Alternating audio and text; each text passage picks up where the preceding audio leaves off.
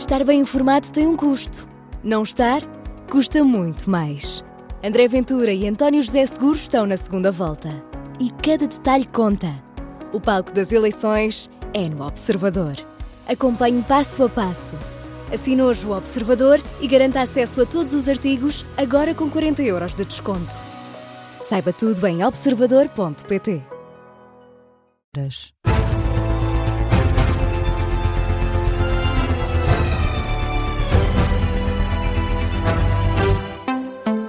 Boa noite, eu sou o Martim Madeira e vamos ao noticiário das 3 da manhã da Rádio Observador. Depois de vários dias focados nos efeitos do mau tempo, António José Seguro e André Ventura arrancam a semana final de campanha numa troca de ataques, começando por Seguro, que parte para os ataques a André Ventura na campanha e acusa o adversário de querer fazer o país andar para trás. Pela primeira vez nesta reta para a segunda volta, o socialista dedicou grande parte do discurso a Ventura, mesmo sem se referir diretamente ao adversário. Seguro fez de Porto Alegre um ringue para levar o adversário ao tapete. Vasco Maldonado Correia. A segunda ida às urnas está cada vez mais próxima e a candidatura de António José Seguro passa agora a apostar fichas no ataque a André Ventura. Em Porto Alegre, o primeiro a fazê-lo foi o mandatário distrital, João Manuel Nabeiro. Todos sabemos que há quem veja a política como um ringue. Há quem veja o país como um campo de batalha.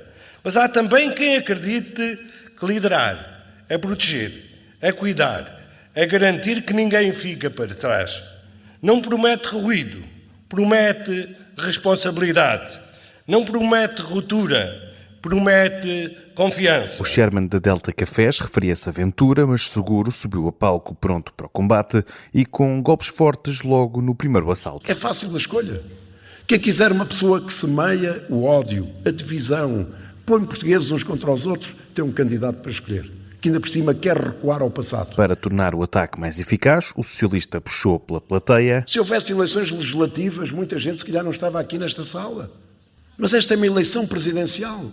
Trata-se de escolher um presidente que tenha experiência, que seja moderado, que saiba dialogar com todos. E ainda foi a tempo de uma última investida. Quem quiser seguir o caminho da intolerância, o caminho da divisão, o caminho dos extremismos, o caminho de que está tudo mal, tem uma opção.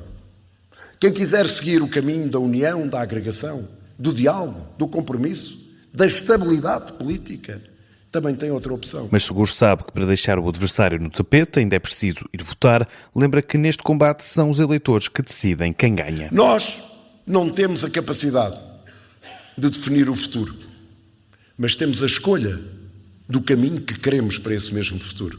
E já não é pouco, é mesmo muito. António José Seguro a levar André Ventura para o ringue num distrito em que na primeira volta ficaram separados por apenas 60 votos. Vasco Maldonado Correia a acompanhar a caravana de António José Seguro na segunda volta das presidenciais. O candidato começa o dia de terça-feira em Proença Nova. É a primeira vez que vai levar a comunicação social para uma região fortemente afetada pela Depressão Christine. António José Seguro esteve também na grande entrevista da RTP, onde considera que seria interessante voltar ao governo de 4 anos. O candidato socialista garante que, se for eleito, não vem para criar instabilidade e admite que gostaria de voltar a ver governos que durem pelo menos 4 anos. Eu julgo que seria muito interessante e muito útil que o país pudesse voltar aos ciclos legislativos que estão normalmente instituídos na nossa Constituição. Governos de 4 anos. Governos de 4 anos, isso seria muito interessante. Agora, nós temos um Parlamento muito fragmentado. Não temos 2 forças políticas, temos 3 forças políticas. E, portanto, se eu puder contribuir para uma cultura de maior responsabilidade, de maior construção, isso é ótimo. António José Seguro, esta segunda-feira, na grande entrevista da RTP. André Ventura voltou a atacar António José Seguro, apesar de dizer que quer manter o foco na gestão política da tempestade. O candidato presidencial passou o dia a atacar o adversário na corrida a Belém e rejeita que já tenha atirado a toalha ao chão sobre a hipótese de vencer estas eleições. Primeiro em Chaves, depois em Aveiro, André Ventura criticou a postura de António José Seguro e lamenta que tenha fugido aos debates para agora fazer ataques com intermediários. Miguel Viterbo Dias. André Ventura diz que não quer fugir do tema da tempestade, mas passou o dia a atacar António José Seguro e o governo. A campanha, que não é campanha, esteve sempre rodeada de apoiantes. Primeiro numa empresa em Chaves, depois numa sessão de esclarecimentos. em que deu as boas-vindas a Seguro na distribuição de lonas para as casas afetadas pela tempestade. Dissemos que íamos dar lonas, hoje o que é que ele foi fazer? Distribuir lonas. Mas nós andamos há 3 dias a falar nisto. Já antes, Ventura tinha criticado a postura de António José Seguro, que o acusou de ser um adversário da democracia. Nós não devemos voltar para o terreno da mera disputa política. Eu acho que ninguém compreenderá que no meio de uma crise destas haja políticos a debater entre si quem é que é o adversário da democracia. E lamenta que tenha recusado debates para agora o atacar através dos jornalistas. Não pode ter fugido aos debates todos e agora querer debater com intermediários. Acho que não é pelo menos de homem corajoso. Numa campanha em que o candidato se confunde muitas das vezes com o líder da oposição, André Ventura admite todos os cenários porque a vitória já foi conquistada. Vencemos o candidato apoiado pelo Governo, com uma maioria com o partido maior do Parlamento, vencemos o candidato liberal e ainda vencemos um candidato independente. Portanto, conseguimos que este movimento se tornasse na liderança da direita e da oposição em Portugal. Não haverá mais outra conversa de direita. Nós seremos a direita. André Ventura entre Chaves e Aveiro, com críticas sempre ao Governo, desta vez à Ministra da Administração Interna. Deixe de nos insultar a inteligência a nós, deixe de gozar com as pessoas e faça aquilo para que é nomeado. O candidato presidencial que nunca esquece o Executivo, mas que volta a lembrar-se de António José Seguro. Miguel Viterbo Dias com o discurso de André Ventura, que voltou ao ataque a António José Seguro. O candidato apoiado pelo Chega visita esta terça-feira uma empresa em Torres Vedras que também foi afetada pela Depressão Christine. E falando da depressão que assolou completamente Portugal, o Ministro da Presidência garante que o país tem um número total de geradores suficiente. Em entrevista à CNN Portugal, na noite de segunda-feira, Leitão Amar justifica a suficiência de geradores e explica ainda a maior dificuldade na primeira fase do Plano de Emergência Nacional. Portugal tem um número total de geradores que era suficiente, porque à medida que são ligadas mais casas e empresas e zonas, e tem vindo a diminuir significativamente, neste momento estamos à volta dos 134 mil, os geradores deixam de ser necessários e, portanto, geradores que estavam ligados num sítio são passados para outro porque estão na proximidade. A dificuldade que aconteceu neste momento não era o conjunto de geradores que tínhamos em Portugal, era fazer chegar a sua circulação no território. Na entrevista, Leitão Amar saiu ainda em defesa da Ministra da Administração Interna, Maria Lúcia Amaral, defende que tem condições para continuar no cargo. O que a Ministra diz, e eu acho que todos partilhamos, é que a situação de facto é brutalmente complexa, é uma tempestade sem precedentes, os ventos mais fortes registados em Portugal e a tempestade aparentemente mais forte registada em Portugal. Por outro lado, também diz que há um momento de avaliação que não é este é o momento da ação, este é o momento das respostas. Primeiro, prevenir, depois, imediatamente lançar todos os meios no terreno. Acha que tem condições para permanecer no cargo? Com certeza. As declarações do Ministro da Presidência, António Leitão Amaro, numa entrevista à CNN Portugal. Portugal Continental registrou até às 10h30 da segunda-feira mais de 1.400 ocorrências relacionadas com o mau tempo. Afetaram sobretudo a região centro, Lisboa e Val do Tejo, o que adiantou à luz a uma fonte da Proteção Civil. As principais ocorrências foram quedas de árvores, queda de infraestruturas, inundações, movimentos de massas e limpeza de vias. Já em relação aos próximos dias, está prevista chuva persistente, vento forte e muita agitação marítima por todo o país.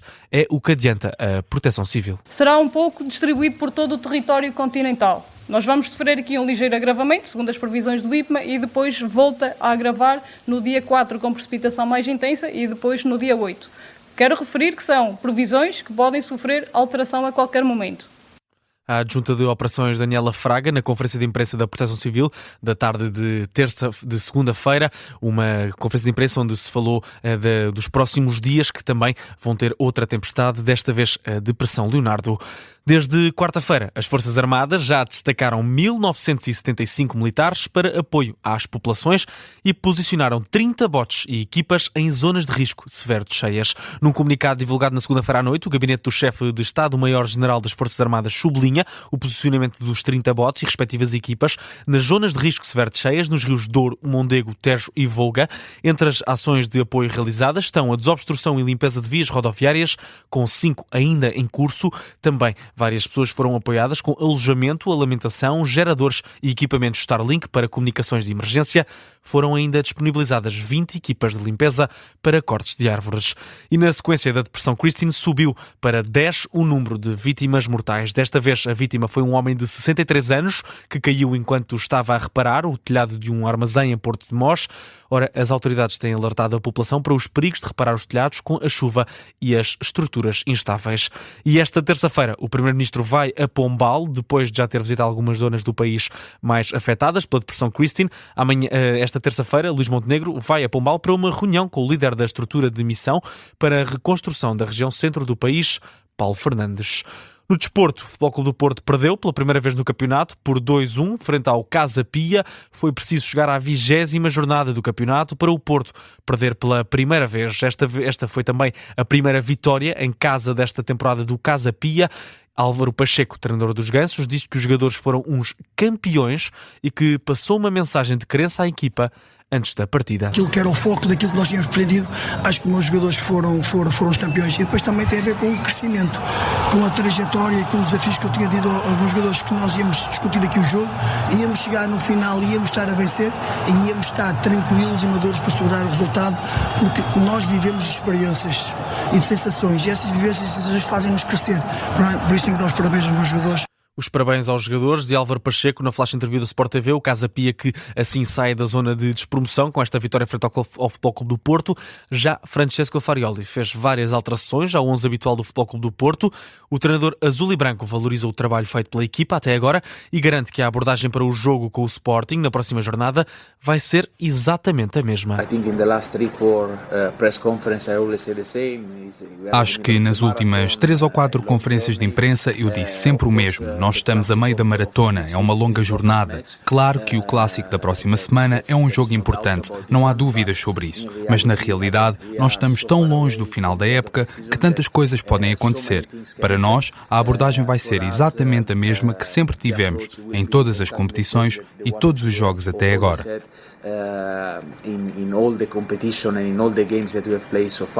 Com esta derrota do líder da tabela, a luta pelo primeiro lugar fica relançada, visto que o Futebol Clube do Porto recebe o Sporting na próxima segunda-feira, agora com 4 pontos de avanço em vez dos 7 que tinha. Ponto final neste jornal. As notícias voltam à Rádio Observador às 3h30 da manhã com a síntese de notícias. Até já.